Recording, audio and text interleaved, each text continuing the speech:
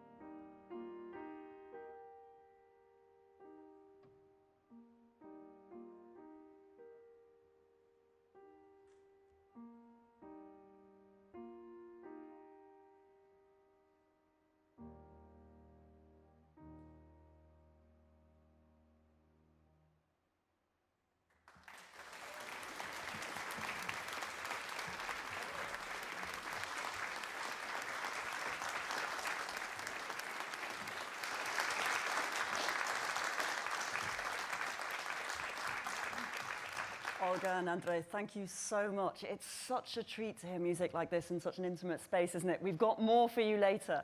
But first, Olga, what's it like to sing music like that? What's the challenges for you?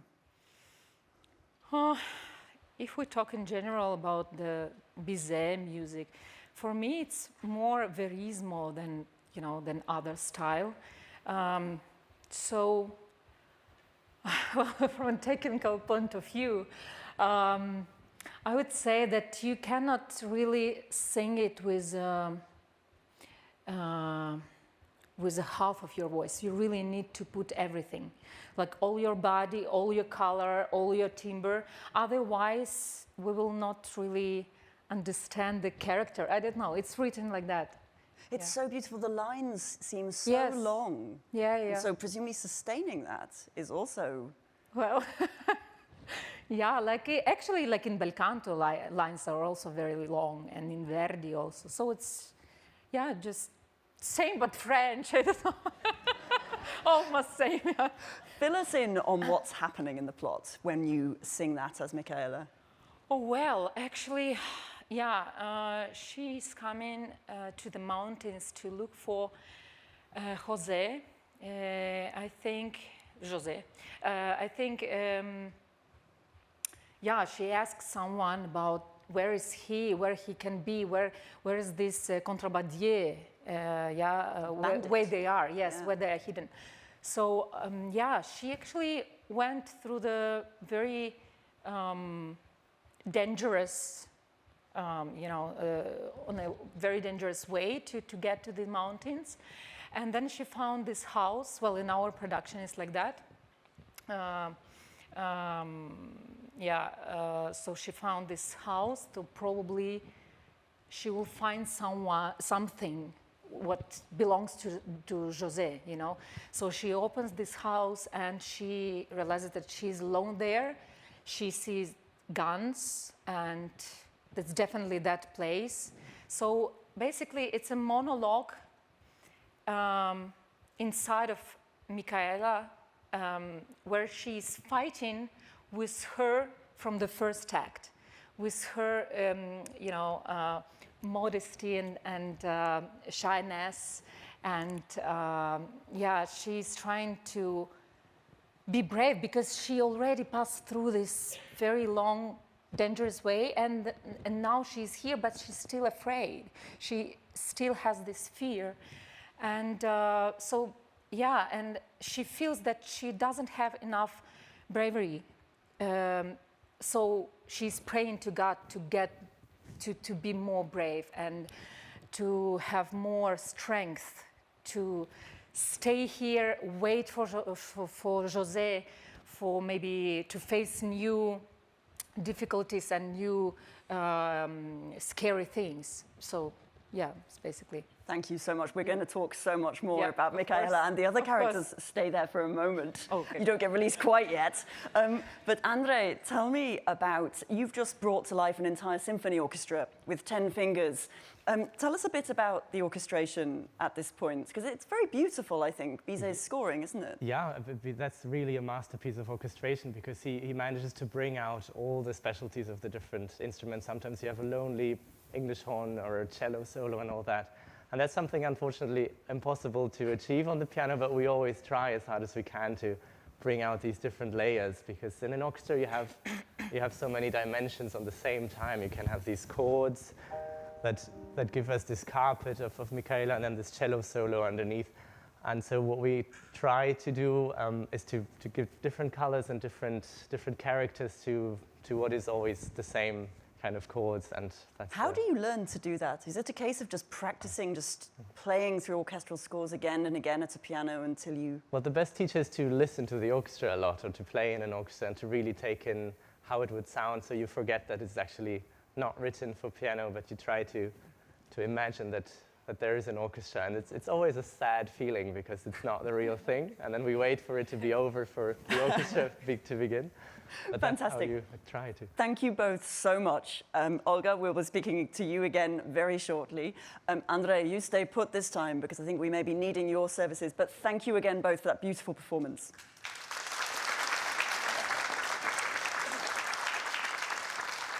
Now, to give us a sneak peek at this new production at the Royal Opera House of Carmen, I'm delighted to welcome conductor Antonello Manacorda and also assistant director Eleonora Gravagnola.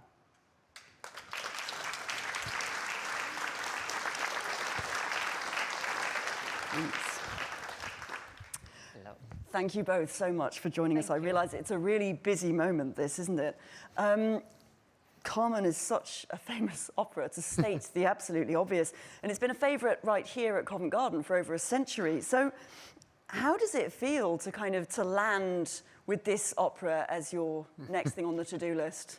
Well, it's a big responsibility, of course, but it's amazing. I mean, there are reasons why Carmen was played so much and why it's such a popular opera, because it's a masterpiece. I mean, as Andre already said, masterpiece of orchestration, of writing for singers, for theatre. The text is amazing. I mean, it's a big masterpiece, so we just want to do it more and more, of course. Yeah. And it's a challenge, always, because there's some pieces very well known. So always you're looking for something not new, but you go to research more. Yeah, yeah. Where are you up to in rehearsals this week, Eleonora? When? Sorry? In rehearsals, Yeah. what are you doing this week? We finish all the opera. We more or less You've been through it. Yeah. We Congratulations. completed all the fourth act. Now we need the stage, of course, because we were in the rehearsal room. Okay. From Yeah, tomorrow. we rehearsed in the rehearsal room until today, actually. Yeah. Today, just Today before was being the here, last- was our farewell to the rehearsal room, and tomorrow morning is the first day on stage, yeah. Wow, so we've caught you at this really extraordinary moment, actually, because everything, I Finally, guess we go on everything stage. breathes out when you reach the stage. Finally, we go on stage tomorrow, yeah. Yeah, okay. I mean, do you remember the first time you heard any of the music in this opera? I mean, it is so famous. We're sort of drenched in it if you grow up with music around. Do you have memories of it? Well, I was a violinist before being a conductor, and it was so famous, this piece, in the 19th century. I mean, Bizet died just Very almost shortly. after the premiere.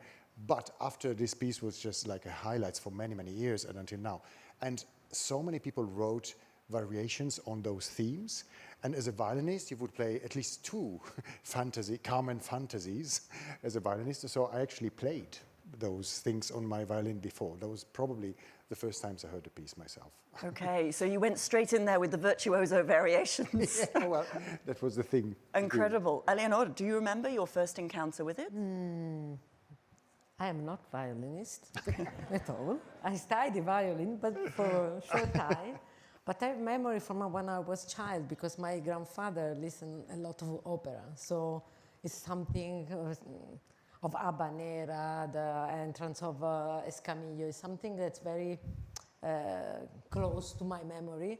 But I assist other director doing Carmen. So, and always there is something very interesting, because it's something that took your passion.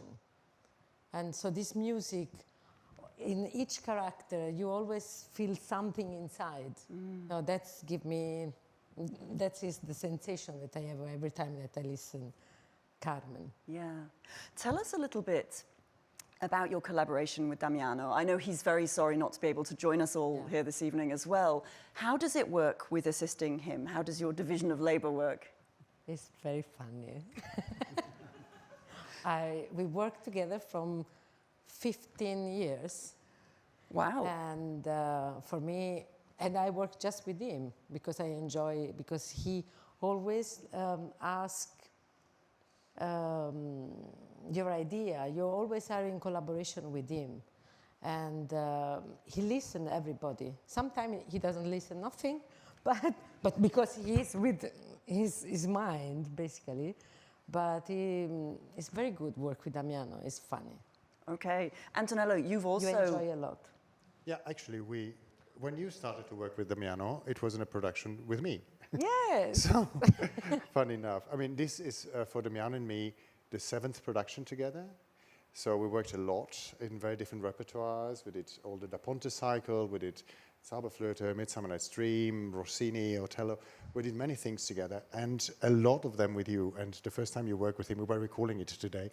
We met all together for the first time. The three of us actually we met, and also Paolo, the stage designer, who is also not here tonight, but he was also part of the whole team. So it's a very very old family. Yeah. Yes. Have you reached the point where you can just read each other's minds yet? Absolutely, we know. Yeah, I mean, they know exactly. They know they can ask me, for example, anything, which is not all the time possible in this world of opera that conductors and director work so close, and we really like to work close. So, and a couple of days ago they came with a big cut question on something, and they were like so careful, but they knew exactly that I was saying yes from the first moment. Very interesting. Great collaboration. No, but it's really like it's 4, 6, 8, 10 hands together. Incredible. And it's important for the singers that, I mean, you've seen Olga now, you'll see more of them, but it's important for them that they feel that at this side of the stage where they sing and perform and do everything, there is a team of people that are supporting, trying to understand them, trying to help them. This is very important, I find. Yeah. No, I can imagine. I think one of the things that many of us who are on the other side of the proscenium arch find quite mysterious is how you balance the concentration on preparing the musical elements of the performance with everything else that's needed. But what does that mean in a rehearsal? How does this work? There is no difference. There's no. It's Okay. 1 in 1, absolutely. At least that's how we work. Yeah. It's all, you know, in the beginning of the rehearsals, I always ask every theater to have 2 days or 1 day or 2 days, depends the piece, with the singers alone to just go through musically on everything. And I just make them mad because we go through the pieces together, and I say like, well, we could do this, or like, well, it depends what Damiano wants to do, but it depends what we will actually develop during so those 2 days are mostly exploration of what, I mean, get to know each other, understand what and how they like to sing themselves. And I have, of course, my own wishes, but the result of it is singers, director, and conductor together, putting together one thing. And because it's one work of art, Idea, yeah. there's no separation at all. Even musical decisions that I take when I'm at home and study the score years before, then I come here and I change my musical interpretation because Damiano says, well, I think this aspect of the story is so important, and so we want to show this. And I said, well, then we have to play this part louder, or maybe we have to bring up this double basses so we can underline what you want. Yeah, So fascinating. that's the collaboration. So Eleonora, presumably from the direction, the production perspective, are those decisions also in motion at the point at which you arrive to start rehearsals? Well, Damiano always arrived with his idea, but he shared his idea with us, and then arrived another idea, also with the music. So everything is in develop. So Yeah. It's not easy always. no. No. Some houses want to have everything settled immediately, and we always try to say like, yes, yeah, maybe we could cut this, or maybe we could do that like this. But please let us rehearse, and then we're going to give you a version of, and also our singers with a lot of sudden changes during rehearsals. They are very challenged very often. We are cutting some phrases in the dialogue, some words in the dialogue. We were just talking before. It's so difficult for them, but it's the way that we like to explore the piece, and so it's a challenge, but it pays off. Well, this is the interesting thing, isn't it? With a piece as well known, as canonical as Carmen, how do you bring fresh eyes and ears to it?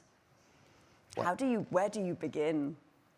For example, Damiano, for Carmen, he took his inspiration from Sergio Leone movies. Okay. And he image that was Far West. Of course, it's South Spain, but he imaged this South Spain as Far West. Okay. And very small town with a little village, with a close mind. So, and all the information arrive also, of course, from the music, but also from the text. Yes. And so he researched a lot in the text, and he he always try to find every details from the text. Did he also go back to the Prosper Mérimée, the novella that inspired the text? I wonder, was that part of his process, or was that? He did. Okay. Of course, he read everything. He's done all his homework. Yeah, because he has very clear his idea and his imagination, but at the same time, he looking different way to arrive to his idea. So he researched a lot, movie, book, Other novels and other novels, scripts and yeah. for example, for Garcia this, Lorca or yeah. Garcia Lorca. Why? Because in the text, in the libretto, a lot of time the character mentioned the mother of Salvador José, and that will be the antagonist of Carmen this time, and she will be present on stage, and that will be the only one moment that the show have a symbolic moment, surreal moment. All the rest is very concrete, is very realistic, but when the mothers arrive, something change on stage. Okay. I wonder, am I right in thinking, Antonello, we Yeah, can and actually because of hear a that- bit of this music? Yeah. Because of understanding, I didn't know that about the mother before I came here. Although we met with Damiano before and we spoke about, he showed me the whole stage design and everything. But then when I came here, this was so important, this figure, and I understood that it's a very interesting aspect, and to show this persona that is in the mind of all the others, yeah. And there is a theme that we used from the overture that maybe Andre is happy to play. That is going to be the theme of the mother.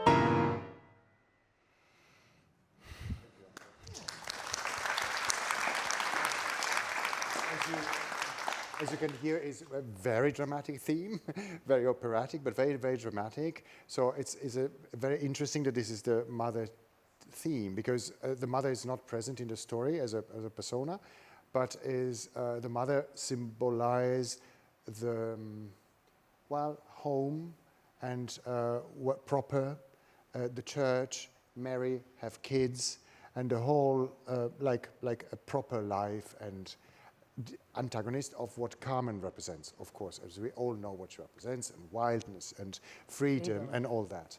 And but then she comes, and we make her come, because we show her, and then we play a theme that is incredibly passionate, and I find it really interesting, because it shows the other side of what the mother wants to represent, which is actually calm and secure. But we show that the security is actually more fiery and more dangerous, maybe, than what Carmen could be. So it's all a combination of things. There's always two sides. Of course, and so interesting, because I was looking at the first time that Micaela sings. We just heard the second big time she sings, and the first time she's singing with José, and it's a duet that should be a love duet, but instead is completely haunted by his mother.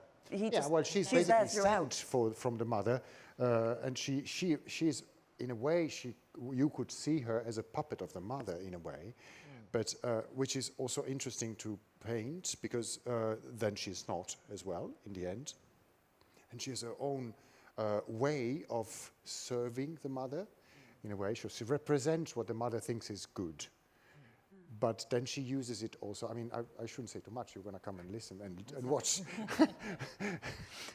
Damiano will watch this back and feel, he'll curse us for giving away his We game. reveal too much. No. Okay, no, this is very interesting. I mean, can we talk a little about the themes that Damiano, in fact, that all of you are interested in the piece? You know, what is it, do you think, that has kept this piece so kind of fresh to the present day? Well, may I say, sorry? Yeah, I think this is so well known and kept fresh always, and scandalized a little bit in the beginning, but not very much for itself, but because actually when he got asked to write an opera from the Opéra Comique in Paris, it was supposed to be a comic opera. So the problem was the fact that it was not a comic opera. So then finally, thank God, in this case, the intendant of the Opéra Comique went away, so he could actually present Carmen with the next intendant as a very tragic opera, of course. But I think what is incredible of this piece is that is always in the centuries, has been and will always be so modern. And then we can say today, okay, this is a woman, and it's such a strong woman, it's a woman's stories. So it's Micaela is Carmen, is Micaela is the mother even, and we have two more women, and then we have these two men that are, though interacting with them, but it's definitely a woman's story. I guess, as you can say, for Traviata as well, but is a very modern story because it talks about, about all of us like we could be or we are, actually. So it's just completely like our life. Carmen represents our life. And because it's not about the folkloristic part of it, it's not about Spain. Of course, the Spanish themes, French music as well, but it's not about that. It's about the text. It's about the character of Carmen herself, which I personally see, and I try to also talk a lot with Damiano about that I see that is a woman that actually knows what she's going to, where she's going to end up. Yeah. And through the whole story that we see with her, it's a very kind of responsible person, responsible about her own destiny. So when I ask Aigul about some musical things, most of the time, very many times, I ask her to kind of show me and show us that she knows, and that there is no, there is drama and there is passion and all that, but there is kind of an acceptance about what she is. That for me is very important in the whole piece. Yeah. Okay. Eleonora, what about you? I mean, this is, even with Carmen in control, it's a very violent story in lots of ways, isn't it? Of course, because all depends from the mother. Because Don José is completely manipulated from his mother, even if the mother is far away. He's always in between, from the freedom or from the tradition. Mm-hmm.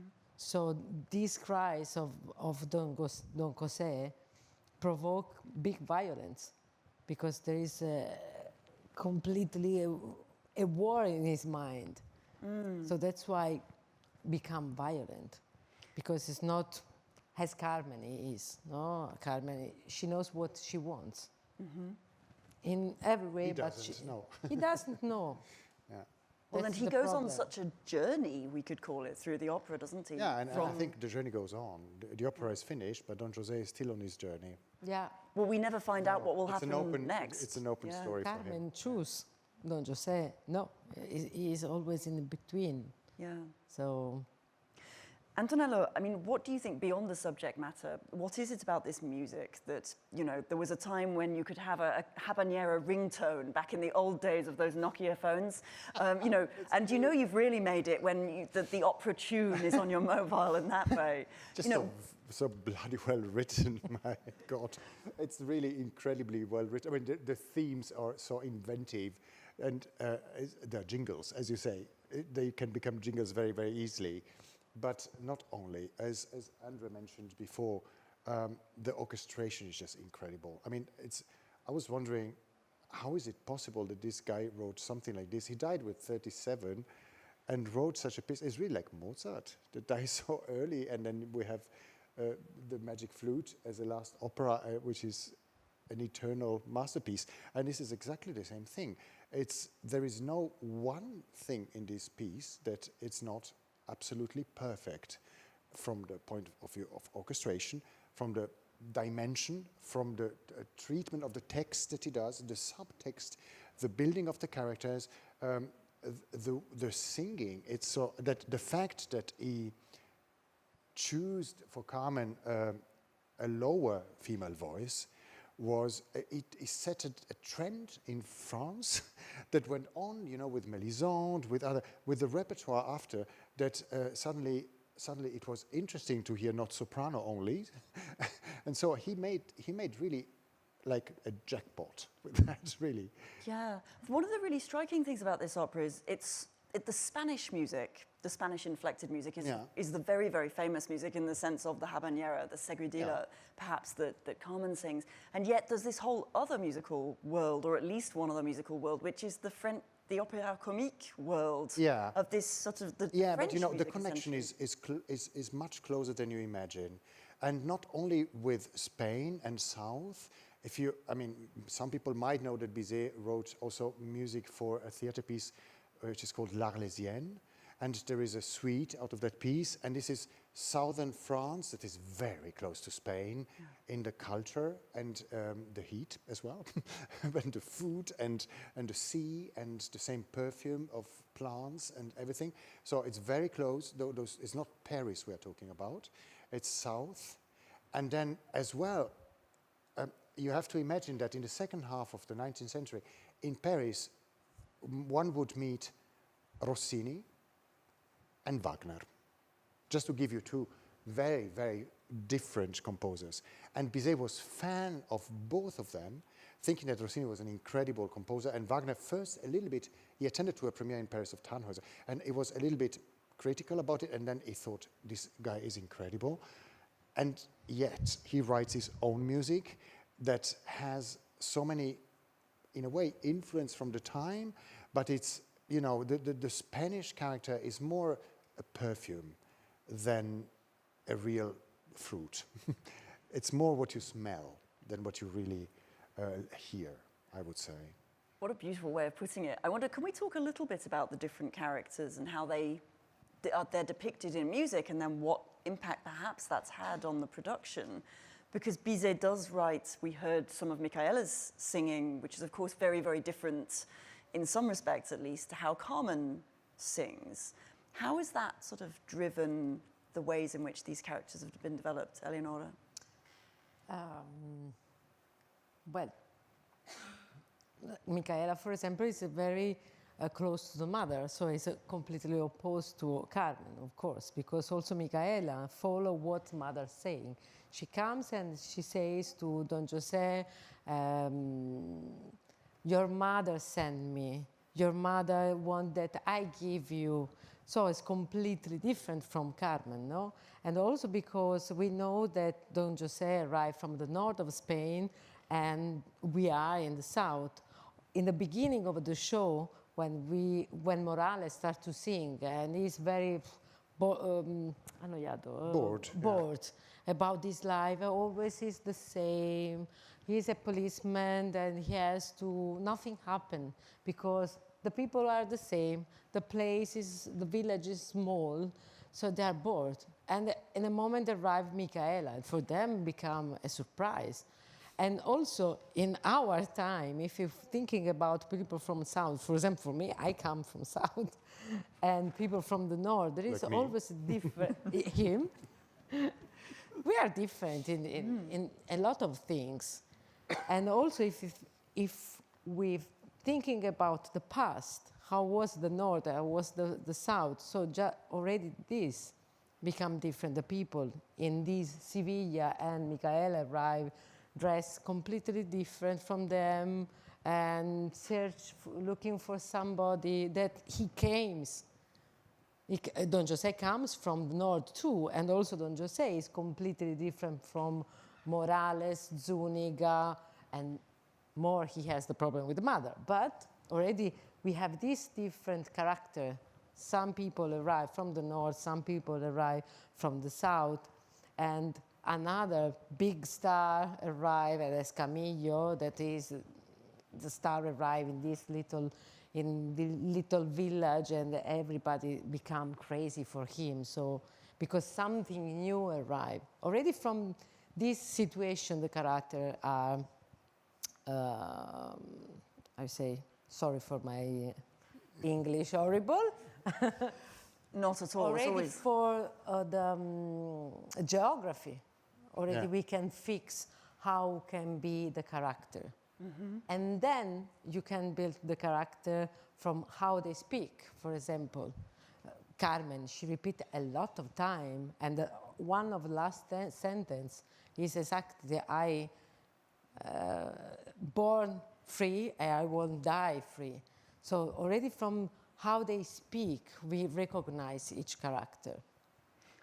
if we think about Escamillo for a moment, that star toreador who comes on and he sings his big moment, you know, the other incredibly famous piece of music from this opera.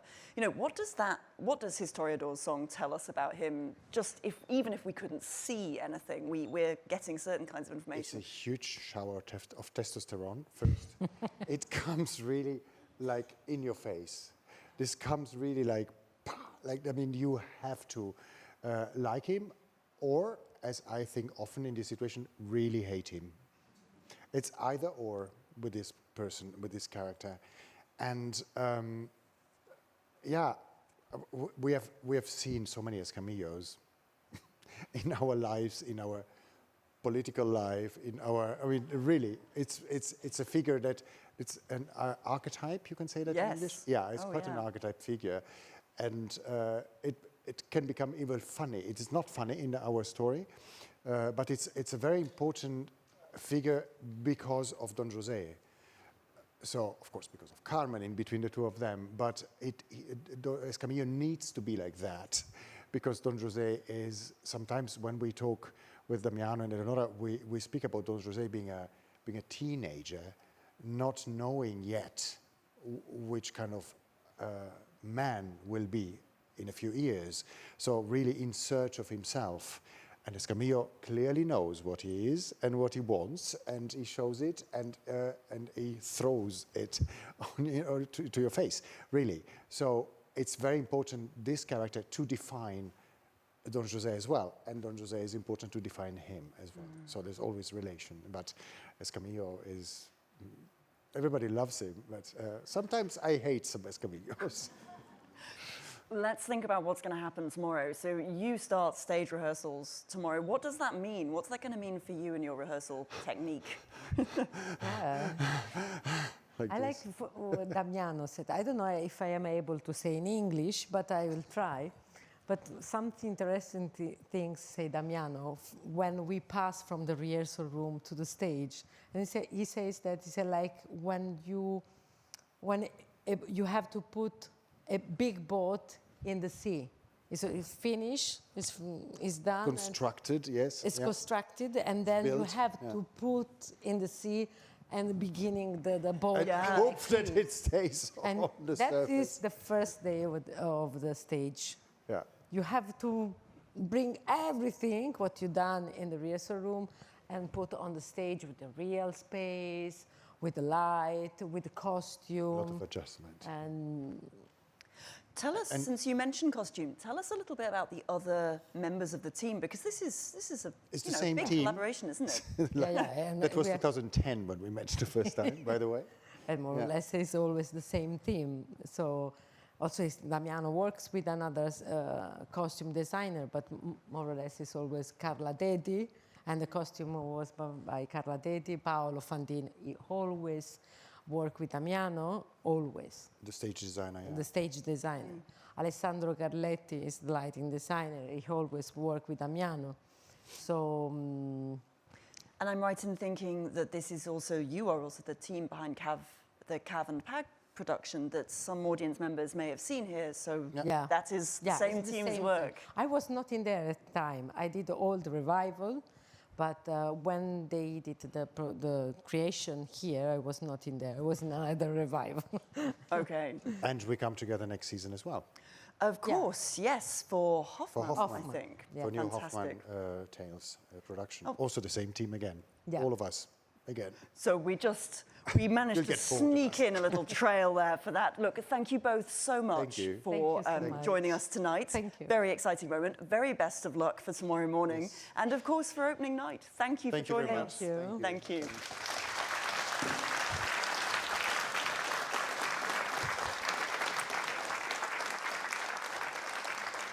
Well, we will now hear a bit from the singers who are actually going to be bringing these characters to life on the main stage. So I'm delighted to welcome back Olga Kulczynska, joined now by her fellow cast members, Igor Achmetchina, who will be singing the role of Carmen, and of course also Piotr Bershkala, who's singing Don José.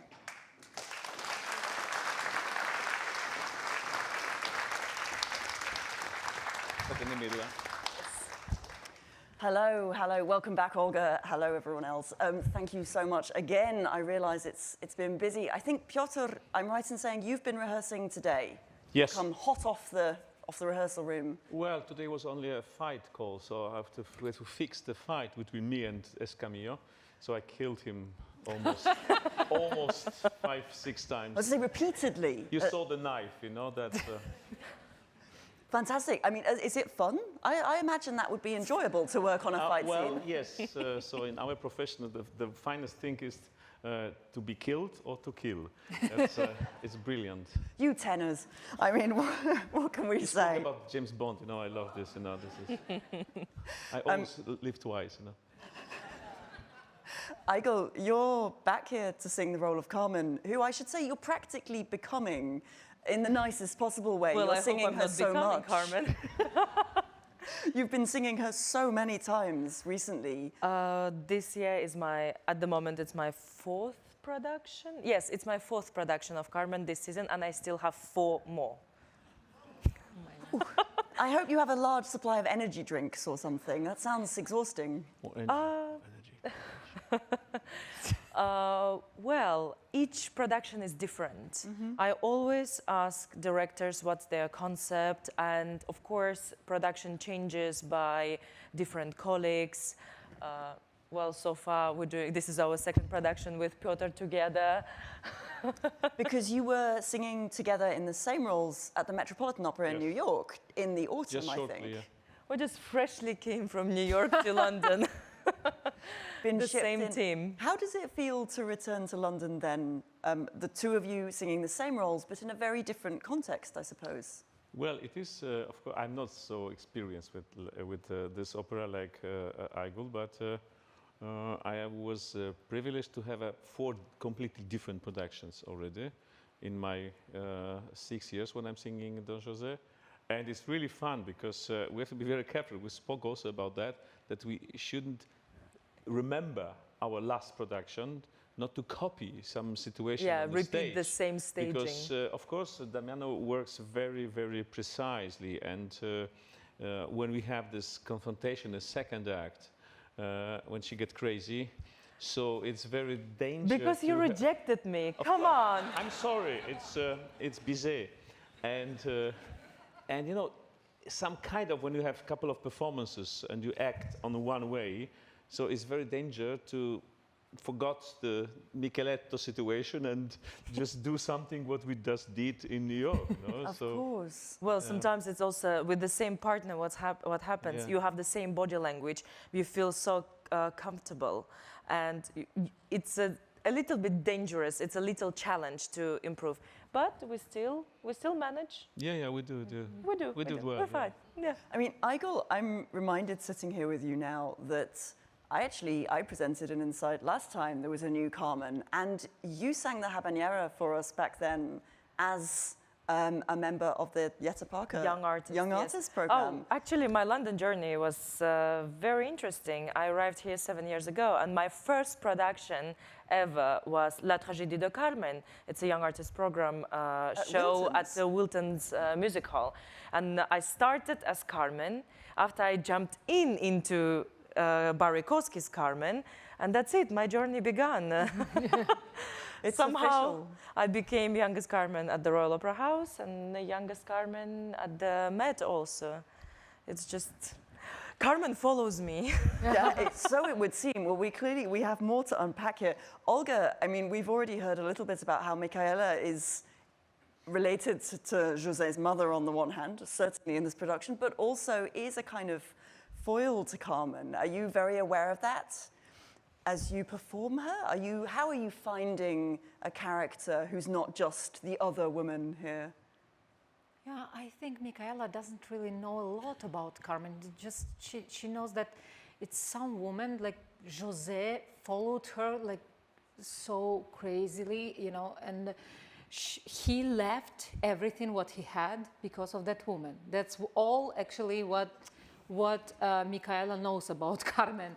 But yeah, in this production we have actually a very nice moment, which doesn't really happen in every production of Carmen, when we have this face-to-face moment with Carmen. I like it very much. It probably like maybe 1 minute when, no, actually there is a moment, maybe 3 minutes when I really see Carmen, and then I say, like Michaela, yes. Michaela sings a bit to her also. Yeah. Well, yeah. And it's actually a challenging moment for me because she's so nice and I need to be angry with her. Yeah, originally Michaela sings to José to convince him to come back because mother is sick and she's begging you to be back in your hometown, and it's so nice, this little house, and mother is there. So originally it's, you know, it's to José, but in our production you will see that Michaela speaks also to Carmen because she, first of all, Michaela lost the fear in front of this woman. I mean, after all this journey. And she's trying to convince her that please let him go. You know, that's very special. That's you need a fight scene. But I don't think she's, Michaela is so simple. Which woman will follow to the mountains the contrabandier when even police couldn't find them, soldiers couldn't find them? It's a dangerous place. She's a professional stalker. Without a GPS map, she found Don José in the mountains just with her feelings. I'm sorry. She's not so simple as everyone say. So. I feel I should address you as Carmen from now on, Igor. I mean, how does Carmen's music feel to sing to you? I've talked to Olga a little bit about Michaela's, but how does it feel to inhabit this music? Well, I think Bizet wrote such a fabulous music. It's such a, like, I think it's one of the greatest ever written music. And everything is so, it's like written in details. Each emotion, feeling, character, you could sense this heat of Sevilla in Seguidilla, for example. When the music just starts, you could even smell Sevilla. It's so brilliantly written. And personally, for me, it's not really difficult to sing, but the challenge about this role is just so draining because it's full of feelings, emotions. Every time you need to dive in with your personal state, you have to live through, because you can rehearse Carmen, but no, you can't rehearse Carmen actually. You have to live through. It's like 50% of the blocking, staging, what you did, but for safety reasons also on stage. But you have to, every time you have to live through and to die. Every time know your destiny, that you are fighting through your personal feelings also. Every time I have to dive into my personal feelings to live through. And that's a bit draining. And of course, the French language, I'm constantly struggling with it, constantly trying to improve. And because it's so important to deliver the meaning. There's each word, each phrase depends on which time you set the production. The way how you say the word changes. And for that reason, it's always interesting. You're always searching in every new production. Piotr, do you find something similar with José? Do you need to live through his emotional world? I mean, he has you know, his flower song is glorious, this kind of Wagnerian outpouring of emotion. Well, no, first of all, when I play a role, a character, I try to ignore myself. So because I have to play the character. But of course, there are a lot of opera roles, what I'm singing, they are close to my own, and so it was Werther, for example, or Don José is now a little closer than 10 years ago, so I'm happy that I'm singing him now. It's a very complicated character, and this is also shown in the music, because I think, in my opinion, the Don José making the biggest development vocally and also as a character from the beginning to the end of the opera. He's fighting against himself from the beginning. He is outsider in his village somewhere in northern France. He's outsider in this situation in the corps where Zuniga, and in our case is a police station. And he's outsider in the mountains with the smugglers. You know, he tried to be nice. He's actually a nice guy, but why are you laughing? I agree. He is a nice guy, and he tried to be, but his brainwashing by Mama, you know, especially in our production, it's really clear how we will see that. It's his insecurity in many situations. There was maybe 1 or 2 moments when we have really some kind of, you know, with something works. But the rest of the evening, it's just running behind, or you know, it's like no, yes, no, yes. You know, it's very, very complicated. Olga, do you think Michaela would consider José a nice guy? Yes. Well, I think. Would you marry me? Of course. That's it. That's it. Story finished. Michaela would, of course. But yeah.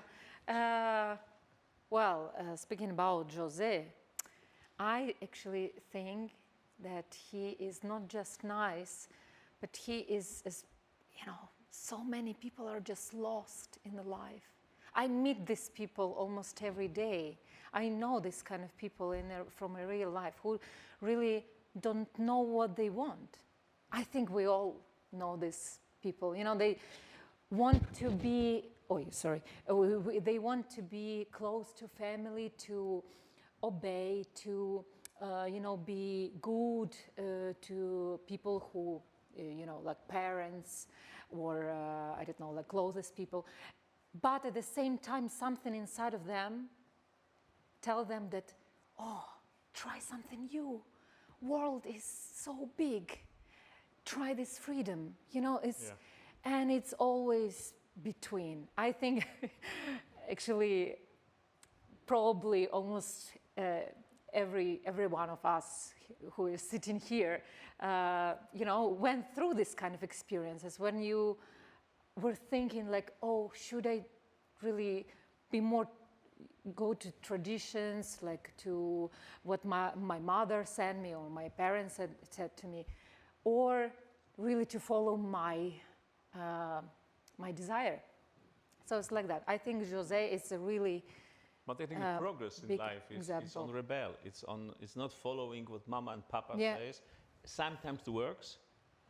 You know, when I will be a part of some big milliarder factory, you know, so I will be study management. I will take it over. No? But actually, we have to find in life our own path, and it's very complicated. In case of Don José, Carmen, Michaela, it's very complicated, because I think the timing is most important in that. Maybe Carmen, in 10 years, she will be over this wild time, you know, and looking for some nice guy, and José will be perfect in that moment. But he's coming in the wrong time. It's not about wild life of Carmen. Why? There's a clear conversation between Don José and Carmen when she says, "Follow me." The only thing what Carmen wants. You don't. You say, you run away as soon as there's a trumpet and saying, oh, I have my duties. You see? Oh, my mother called, I need to run. But you didn't think about, wait, let me finish. You didn't say to her, like, look, my mama is ill. I have to go there. Will you go with me? That would be the smartest way, and she wouldn't feel rejected, but she felt rejected. She opens a stove. Wait, I didn't finish. I still didn't finish. And look, Carmen, she's a dreamer. She hopes. The reason why she followed Don José, why she chose him, because he didn't look at her as a, oh, she's just a sexy, pretty woman. And he finally asked her about, oh, how are you? Maybe there's something, you know, there's something, she wanted to be understood and accepted without being trapped, controlled, and forced to be different, because nobody understood her. That's the reason why she's so lonely. She never found this moment.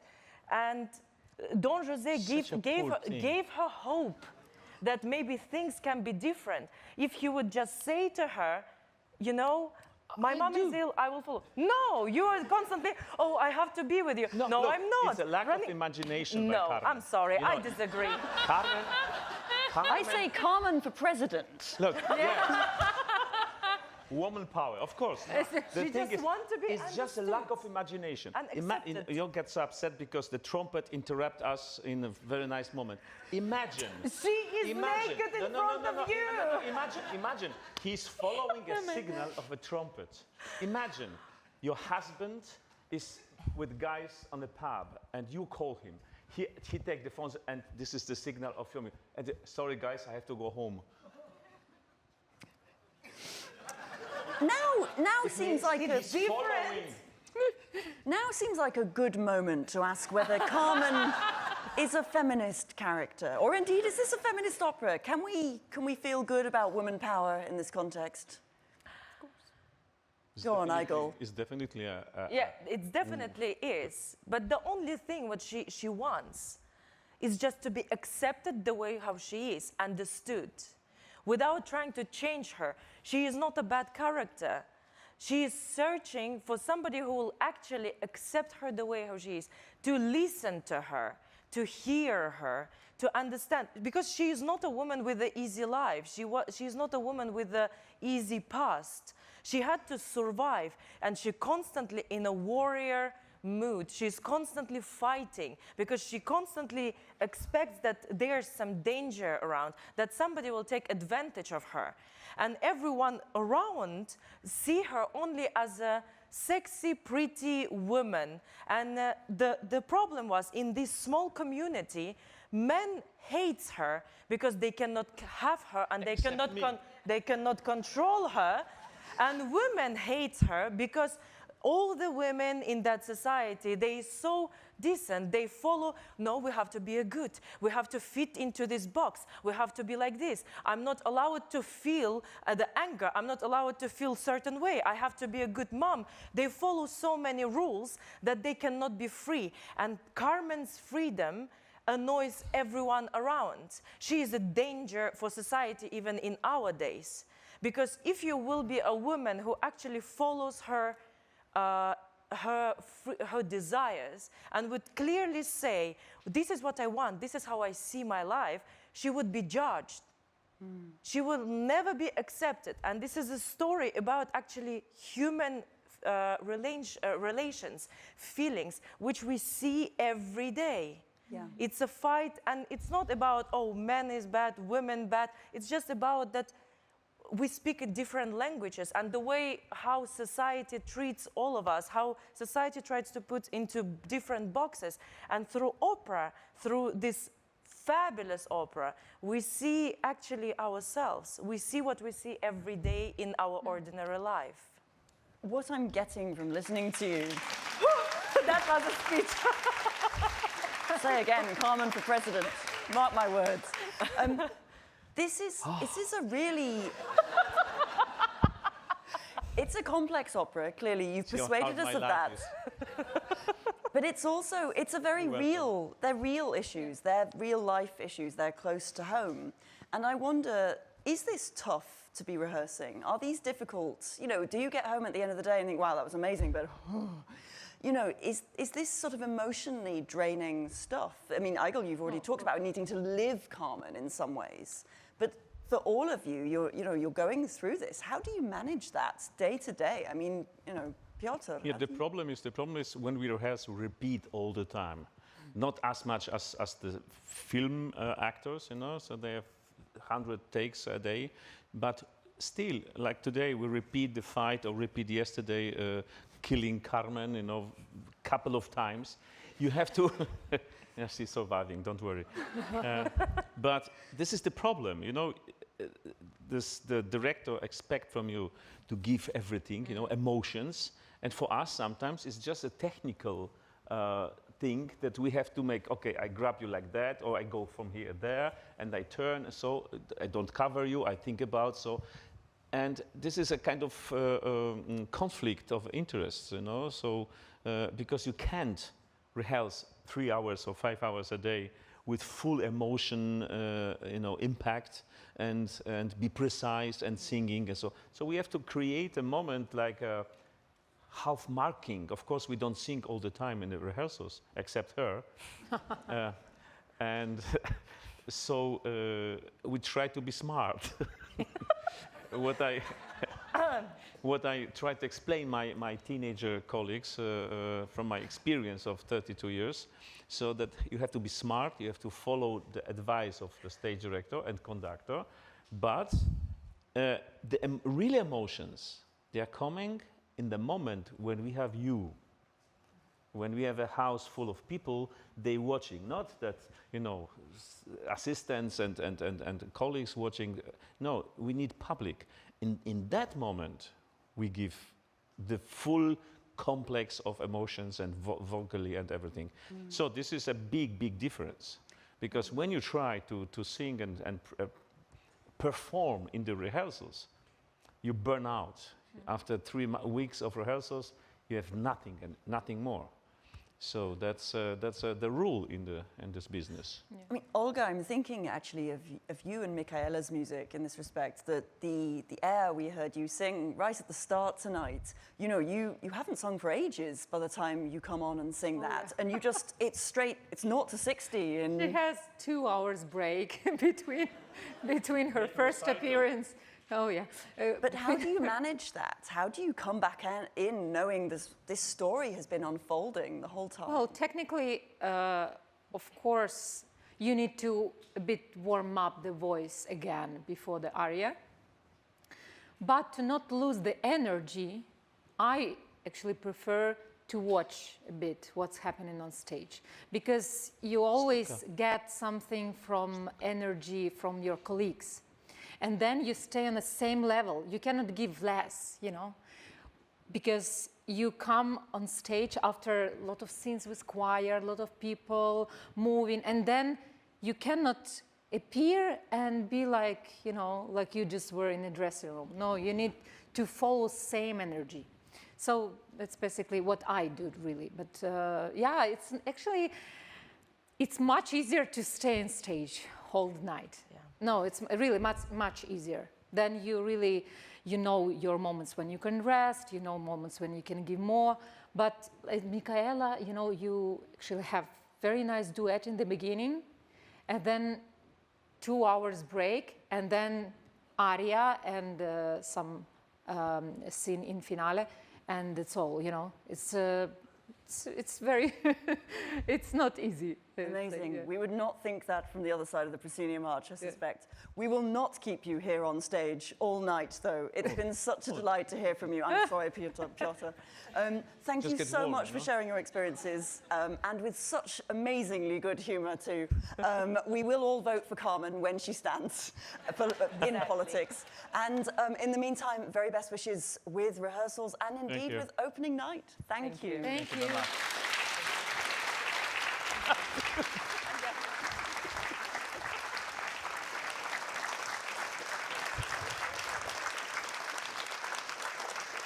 Well, We are almost out of time for tonight's Insight, but we couldn't let you go without one more piece of music, and what better way to end than with Escamillo's absolutely stonking Toreador's song.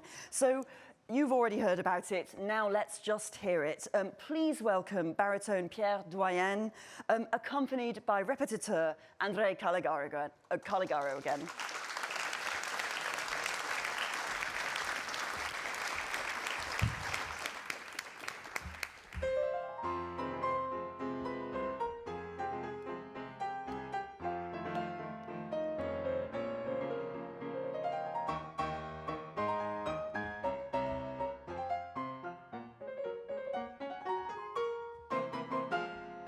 Votre toast, je peux vous le rendre, Seigneur, Seigneur, car avec les soldats, oui, les toreros peuvent s'entendre. Pour plaisir, ils ont les combats. Le cirque est plein ces jours de fête, le cirque est plein du haut en bas. Les spectateurs perdant la tête, les spectateurs s'interpellent à grand fracas. Apostrophes, cris et tapages, poussés jusqu'à la fureur, car c'est la fête du courage, c'est la fête des gens de cœur. Allons, en garde, allons, allons. Toreador, en garde, Toreador, Toreador. Et songe bien, oui, songe en combattant, qu'un œil noir te regarde et que l'amour t'attend, Toreador, l'amour t'attend.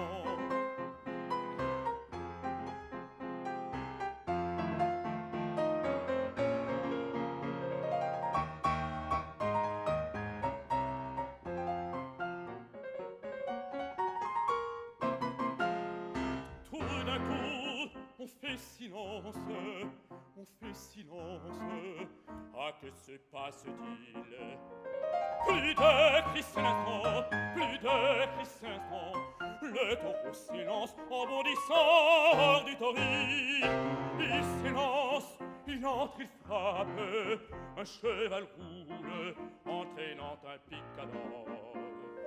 À part au taureau, hurle la foule, le taureau va, il vient, il frappe encore en secouant ses banderilles, plein de fureur et court, le cirque est plein de sang. Au 16 on franchit les grilles, c'est ton tour maintenant.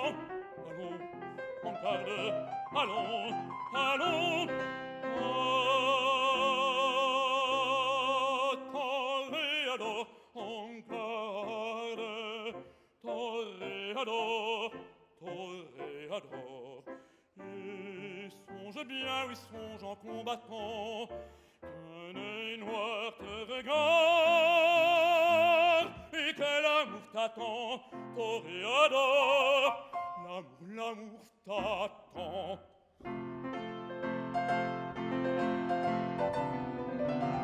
L'amour t'attend.